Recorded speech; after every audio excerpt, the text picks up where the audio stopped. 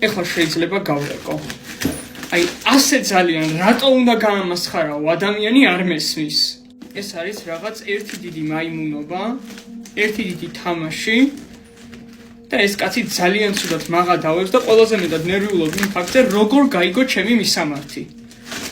არ მესმის, როგორ შეიძლება გაიგონ შენი მისამართი და მოწერილ დროზე გამოგიგზავნონ ზუსტად ამანათი. ხო განახეთ რა ყრია აი ამ რაღაც ჯანდაბა კლუბში. გამოაგზავნა აი ესეთი რაღაცა დამსხვრეული ფიგურა თუ რა ჯანდაბა, აი მეგობრებო ჩემო რა ბასრია. ფიგურა თუ რა ჯანდაბა არ ვიცი.